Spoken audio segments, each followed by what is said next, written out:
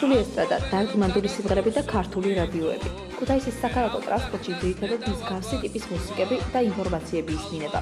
Ну вот и все, ну вот и все, ну вот и все, я ухожу из твоей жизни. ამჩარ კორძაიას სხვა ახალგაზრდების მსგავსად საქალაქო მიკროავტობუსში ჩართული მუსიკა არ მოსწონს. სასონირო იყოს ეს იქნებოდა. თანამედროვე მუსიკები ვერ იყოს. ცხოვრების უმრავლესობის თქმით, ტრანსპორტში ინფორმაციას უსმენენ და რადიო ტალღასაც თავისი გემოვნებით არჩევენ.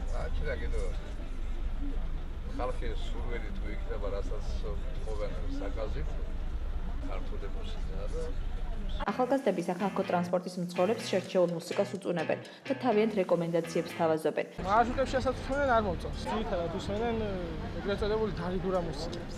ხო რა.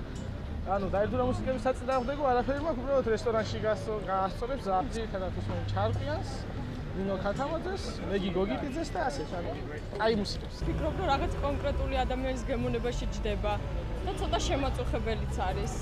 არა მხოლოდ მუსიკა, ტონალობად რამ სიმაღლეზეც ისმის, რა ვიცი, ჩემთვის შემაწუხებელია, ძალიან მომწონს ახალგაზრდა ჯგუფები, ძალიან საინტერესო მუსიკას ქმნიან, ძველი ტექსტების ინტერპრეტაციით და რა ვიცი, ამის მომხრე ვიქნებოდი, რომ საზოგადოებას გავაცნოთ ახალგაზრდები.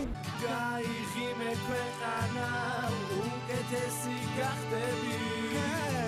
პროფიტან სამილებს სამურთან დავხდები. მანამ სანამ ქუთაისის საქალაქო ტრანსპორტის მძღოლები ახალგაზრდების რეკომენდაციებს გაითვალისწინებენ, მგზავრებს კვლავ მძღოლების მიერ შეთავაზებული მუსიკის მოსმენა უწევთ. Я знаю пароль.